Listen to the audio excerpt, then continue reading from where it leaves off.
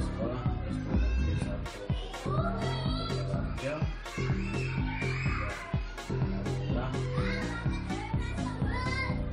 sebagai pelaksana sekolah PSP tingkat pertama, dan pada saat ini sudah memasuki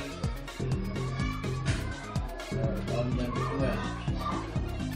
Maaf sebelumnya pada sekolah ini kita ngobrol santai saja, tidak terlalu formal, tapi tidak kalah pentingnya, yaitu kepentingan ini memang sebenarnya harus sudah dilaksanakan dari awal masuk. Jadi coaching ini itu seharusnya diadakan tiap bulan, namun ada sesuatu hal baru saat ini bisa saya berkunjung untuk khususnya melakukan coaching dengan kepala SD Negeri 1 Sidoarjo, yang mana coaching ini bertujuan yaitu untuk memikirkan atau membahas tentang mau dibawa kemana 1 tahun ke depan sekolah penggerak ini. Ibaratnya kapal itu mau dilakukan kemana dan tujuannya bagaimana, nah itu nanti yang perlu kita bahas dan dimunculkan dari pemikiran saudara kepala sekolah untuk depannya. Jadi 1 tahun ke depan ini bagaimana, dan coaching ini itu nanti refleksi itu dalam 3 bulan sekali. Dalam 1 tahun itu setidak-tidaknya minimal 11 kali kita mengadakan coaching. Dalam setiap 3 bulan itu kita perbarui dengan refleksi yang sudah kita lakukan itu bagaimana, masa depannya itu bagaimana, 3 bulan ke depan itu bagaimana. Nah itu nanti yang perlu kita bahas.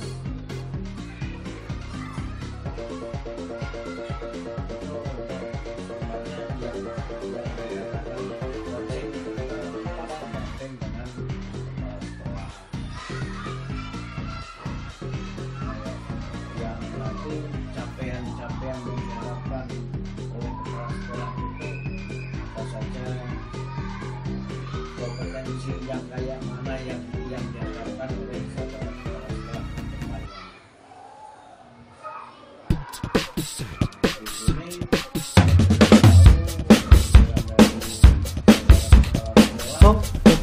Tong lele malang tong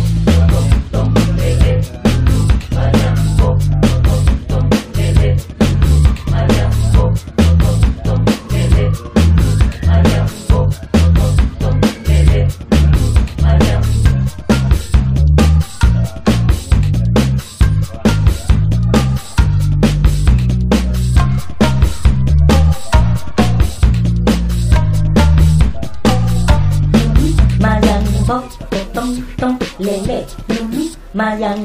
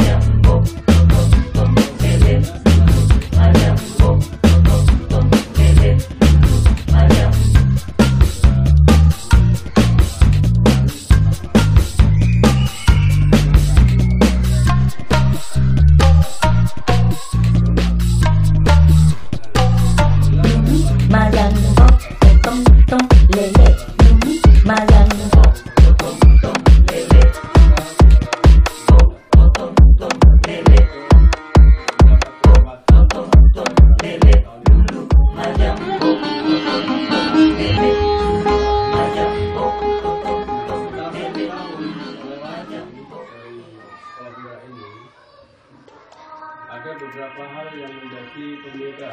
Yang pertama, pada waktu di kurikulum K13 itu memang tuntutannya tetap pembelajaran berpusat pada siswa, tapi setahu saya itu belum begitu efektif. Masih terlalu banyak ceramah-ceramah yang disampaikan oleh guru. Pada tahun 2021-2022 setelah sembari diklat komite pembelajaran yang sekaligus menerapkan program sekolah penggerak, ada beberapa perbedaan atau perubahan. Yang tadinya pembelajaran itu banyak ceramah, kemudian berpusat pada rata-rata, sedikit demi sedikit mulai berpusat pada siswa, dalam artian bahwa siswa mempunyai banyak peran di dalam proses pembelajaran. Kemudian yang kedua, Bapak Ibu guru semakin banyak memanfaatkan fasilitas yang ada di sekolah, sarana prasarana. Yang pertama diantaranya adalah alat peraga. Alat peraga baik itu yang buatan anak sendiri maupun yang memang dibeli oleh sekolah melalui dana pos. Kemudian yang kedua, Bapak Ibu guru dalam mengajar juga memanfaatkan fasilitas di lingkungan sekolah, seperti yang pernah saya lihat pada video saya sampaikan. Bapak Ibu guru mengajar siswa itu pada pembelajaran IPA, pada waktu masih IPA itu diajak ke lingkungan sekolah, ada program mengenalkan keluarga. Bagaimana Bapak Ibu mengenalkan pada anak-anak pemanfaatan dari tanaman obat yang ada di sekitar sekolah. Satu contoh, anak-anak akan ditunjukkan bahwa kunyit itu manfaatnya untuk mengobati kemudian kencur, kemudian laos, kemudian jahe, serai. Dari hal yang seperti itu karena anak-anak praktek secara langsung, maka saya yakin akan lebih melekat pada diri anak-anak bagaimana manfaat dari tanaman. Kemudian yang kedua juga pada pelajaran IPA, anak-anak juga diajak untuk mengidentifikasi, membedakan, melihat langsung yang termasuk akar, jenis-jenis akar. Ada akar rambut, ada akar kuda, ada akar ugang. Jadi di sekitar sekolah, Bapak Ibu langsung tunjukkan dengan cabut atau menunjukkan mana-mana yang ciri-ciri, akar ugang, ciri akar rambut. Anak-anak langsung merasakan. Ini kemudian diantaranya adalah mengenalkan tentang daun-daunan, jenis daun, ada juga ini anak-anak belajar. Kemudian pada pelajaran budaya, pada seni budaya, anak-anak juga dikenalkan dengan pemanfaatan barang-barang bekas. Bagaimana sampah-sampah yang ada di sekolah diolah menjadi karya-karya yang bermanfaat, yang saat ini mungkin bisa kita lihat langsung di kelas-kelas mereka, hasil dari karya mereka memanfaatkan barang mereka. Jadi ini mungkin istilah. Jadi secara umum apa yang dilakukan anak-anak dan Bapak Ibu guru sebelum dan setelah penggerak ini sedikit demi sedikit ada perbedaan. Saya kira itu mungkin secara gambaran sekilas juga. Jadi sudah nampak yang jelas ada perbedaan yang memang sama.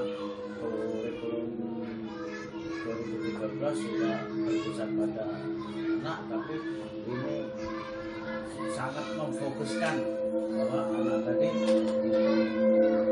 terjun langsung dengan nyata sehingga anak bisa membedakan langsung, kecuali di guru merupakan fasilitator sehingga baiklah. Kemudian sekarang kita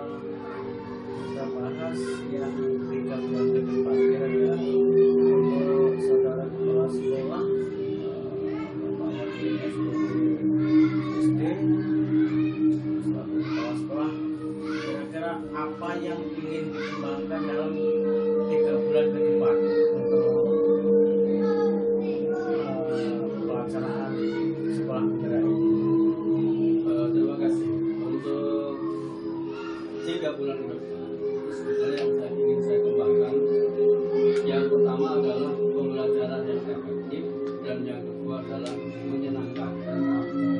Pembelajaran yang efektif ini terkait dengan apa ya, baik waktu, kemudian rencana pembelajaran, kemudian pemanfaatan media. Ini sesuai dengan yang diangankan, sesuai dengan yang kebutuhan dari anak-anak, hasil dari zaman. Jadi efektif itu nanti bisa diukur juga. Kemudian yang kedua menyenangkan. Nah, menyenangkan ini memang relatif, tetapi kita berusaha bagaimana mengkondisikan kelas, mengkondisikan lingkungan yang membuat anak-anak itu senang. Saya ingin kedepannya, tidak hanya 3 bulan ke depan, tapi kedepannya anak-anak itu bisa tetap di sekolah.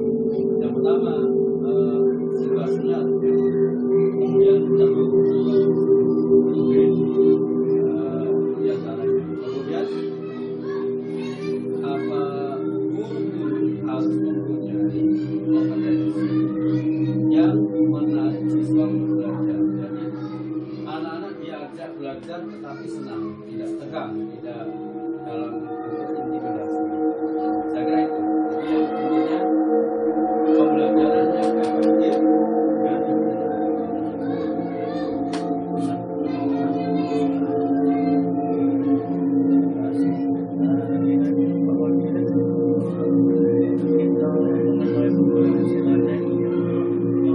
yang yang menjadi ukuran keberhasilan 1-4 lah itu apa saja kira-kira tolak ukurnya, bisa dikatakan apa pembelajaran sistem ini bisa dinyatakan berhasil. Anak bisa mendapatkan apa yang diharapkan dan sesuai dengan kemauan dan tujuan kita. Berapa Pak Wati? ya, sesuai dengan apa yang saya akankan. Pembelajaran yang efektif. Pembelajaran efektif bisa diukur ketika rancangan pembelajaran bisa terrealisasi dengan hasil yang diharapkan. Nah, itu efektif. Jadi rancangan, kemudian prosesnya, kemudian hasilnya. Ini sinkron. Nah, ini berarti efektif. Baik waktu, baik administrasinya. Nah, ini itu kalau itu sudah terrealisasi, berarti efektif itu sudah berhasil.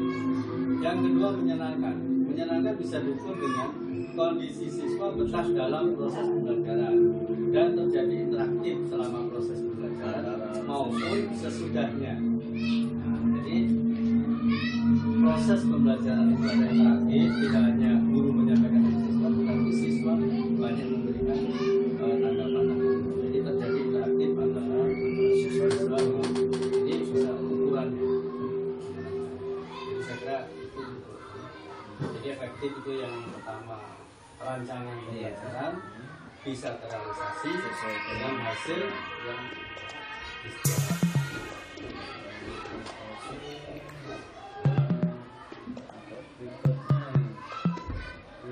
Kira-kira Pak Waziri area apa saja yang perlu dikembangkan untuk menunjang ini, maksudnya dalam bentuk kompetensi itu apa, pola pikirnya itu bagaimana, keterampilannya itu bagaimana. Nah, itu masuk area yang perlu dikembangkan itu Pak.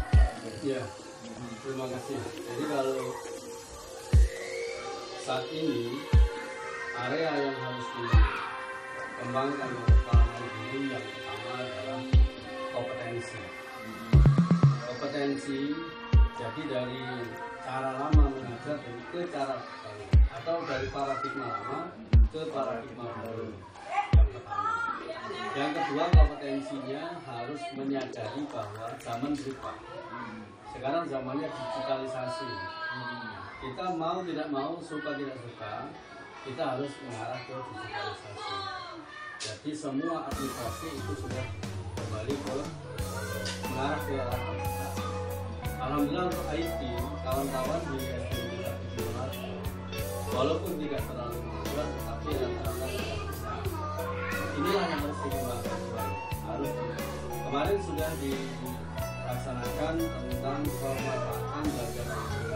Aku belajar IT, alhamdulillah kawan-kawan di SD semuanya sudah aktif, semuanya sudah bisa membuka, kemudian bisa mengambil manfaat dari platform belajar platform mereka mengajar dari PMM. Terus sekarang sudah banyak juga kawan-kawan yang sudah mengupload hasil karya saya itu bisa dicek di. Jadi kompetensi ini. Kemudian yang kedua, yang kedua mindset atau pola pikir. Pola pikirnya harus berubah. Mengajar itu tidak mengajar juga harus berubah sesuai dengan kondisi zaman. Zaman saya sekolah dulu, ketika ada intimidasi, ada kekerasan itu tidak apa-apa. Tapi zaman sekarang kekerasan sudah tidak ada. Anak-anak sekarang tidak bisa dengan cara sekolah. Jadi ini pola pikir. Kemudian pola pikir yang dibayar kalau dulu itu banyak belajar memberikan pelajaran pada siswa. Sekarang juga bisa dulu banyak belajar dari siswa sama-sama. Jadi kan take and give-nya, beli dan menerima antara guru dan siswa itu. Kemudian yang ketiga keterampilan. Nah ini yang pertama keterampilan di bidang digitalisasi. Harus banyak mengenal. Kalau misalnya kita harus mengatur video ke PMM hasil karya, minimal harus menguasai bagaimana cara mengedit foto, cara mengedit video, tanpa dan sebagainya. Ini yang terakhir. Yang kedua, memanfaatkan sarana prasarana sekolah. Contoh mengajar menggunakan proyektor, membuat PowerPoint supaya anak-anak tidak jenuh, tidak bosan. Kemudian anak sekali-kali diajak nonton film dokumenter yang intinya pesan-pesan orang. Ini mungkin hal yang harus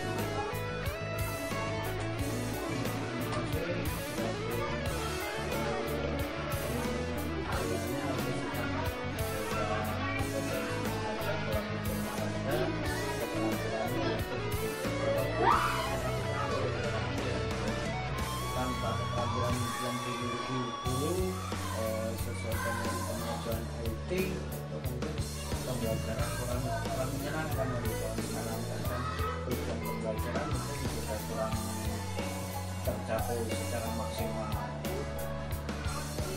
Nah, sekarang dengan semuanya ini apa yang sudah diceritakan Pak Wakirin tadi, ya kan, itu pasti ada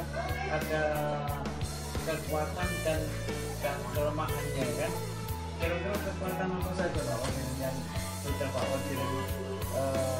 Wakirin punyai, ya, sudah anggap Pak Wakirin bisa untuk menunjang apa yang sudah disampaikan oleh Pak Wakirin tadi. Kekuatannya apa saja kira-kira yang sudah dimiliki Pak Wakirin? Karena tadi yang di atas saya menyampaikan tentang pembelajaran yang efektif dan menyenangkan. Nah, dari Google itu kekuatan apa yang sudah saya miliki? Yang pertama, guru itu rata-rata pendidikannya sudah serata satu. Ini adalah kekuatan utama sumber daya manusia. Kemudian yang kedua, jumlahnya mencukupi. Jumlah cukup walaupun di sana masih banyak yang non ASN atau non PNS. Tetapi saya lihat tekad mereka cukup kuat untuk pengabdiannya dulu setelah kita. Kemudian yang ketiga, kekuatannya adalah sarana dan prasarana. Nah, sarana prasarana ini walaupun belum cukup, tetapi apabila dimanfaatkan dengan maksimal, ini bisa menunjang yang efektif. Kemudian yang kedua, dukungan lingkungan. Nah, lingkungan ini mendukung karena letaknya strategis. Yang kedua, dukungan masyarakat dengan stakeholder. Kemudian yang keempat, dunia usaha. Dunia usaha juga memberikan dukungan. Satu contoh, kemarin kita program akan membuat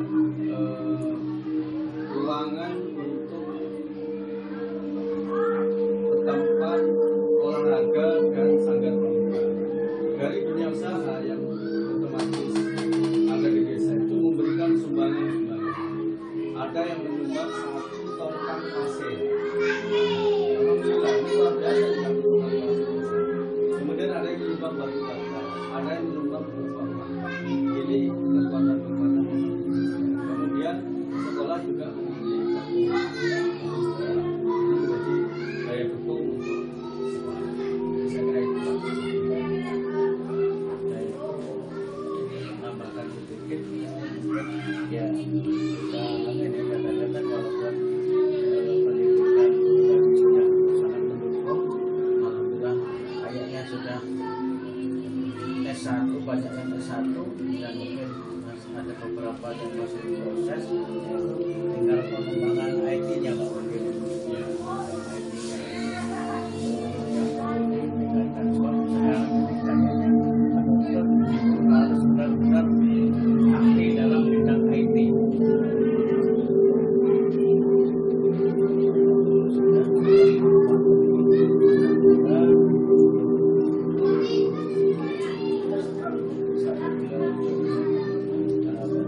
Sudah kualitas pendidikan sudah sangat menurun sekali. Saya pantau itu IT-nya juga memang perlu ada yang perlu ditingkatkan, tapi kan tidak semua, tidak cepat.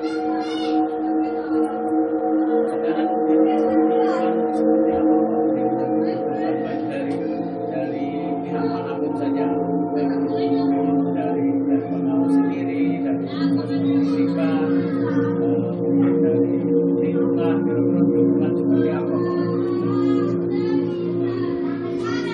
Sebetulnya dukungan yang apa kalau kita dayakan pemerintah daerah dari awal itu mempunyai komitmen bahwa akan menjadi salah satu intervensi dengan daerah-daerah. Hingga saat ini mungkin belum betul menyentuh dukungan secara langsung dari pemerintah daerah terhadap proses sekolah penggerak yang sudah memasuki tahun kedua. Kemudian untuk yang ada di daerah itu dinas pendidikan sangat komit mendukung kegiatan tersebut secara mungkin kalau finansial atau itu memang dinas tidak menyediakan, tapi untuk finansial itu kami berharap pada dukungan dari dinas. Kemudian dukungan yang selanjutnya dari fasilitator juga luar biasa. Kami harapkan juga kemudian dari pengawas binaan juga luar biasa selalu mendampingi kami. Kemudian untuk dukungan yang kami harapkan tadi adalah rekan-rekan guru. Bagaimana di lapangan ini menjadi pionir, ujung tombaknya, sukses atau tidaknya. Ketika dukungan dari atas luar biasa, tetapi di lapangan sebagai eksekusi kebijakan tidak bergerak, ya sulit. Jadi saya sangat mengharapkan bagaimana kita bersama-sama bisa menggerakkan rekan-rekan guru untuk mewujudkan program sekolah penggerak sesuai dengan visi misi di sekolah kita ini. Terima kasih Pak Wagirin. Jadi dokumen tadi itu memang sudah benar apa yang dikatakan oleh Pak Wagirin tadi. Dan semuanya sudah benar-benar nampak. Tinggal sekarang bagian eksekusinya, yaitu tenaga-tenaganya selaku pendidik atau guru. Yaitu, saya berharap Pak Wagirin mungkin ya bukan saya tidak percaya ya, nanti apa yang sudah kita temukan bersama tadi kan alhamdulillah kayaknya guru-guru sudah sangat menyambung sekali, sangat antusias tinggi. Cuman saya perlu ini Pak Wagirin untuk bukti fisik yang mungkin selama ini saya butuhkan.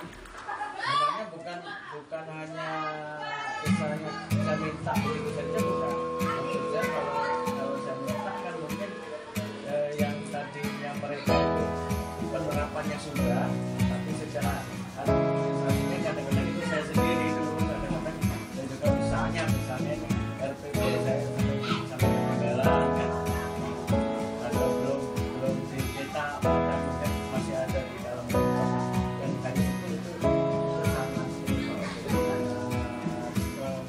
mereka untuk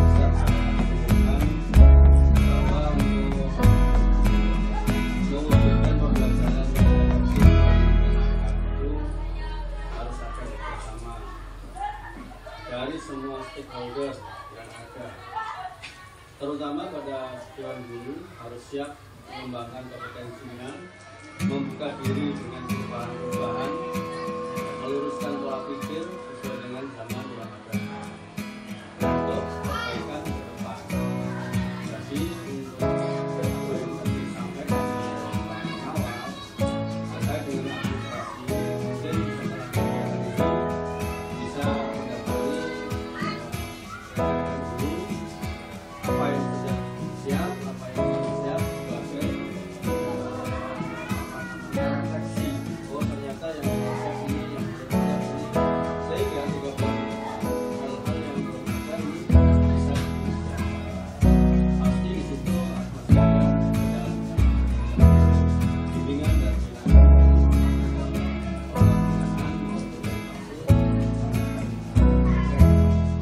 sampai pelajaran yang efektif tidak menyenangkan sesuai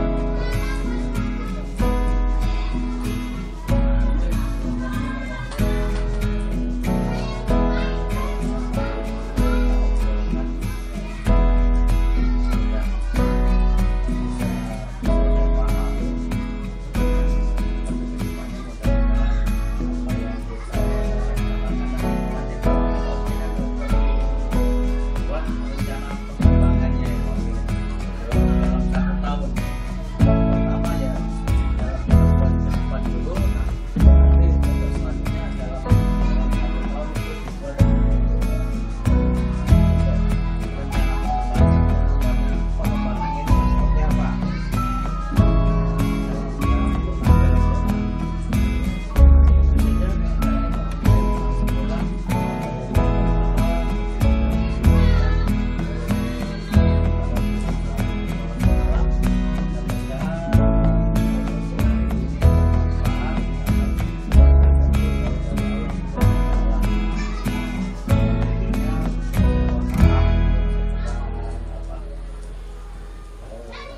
Istilahnya terlalu formal banget tidak, tapi kita sifatnya santai saja.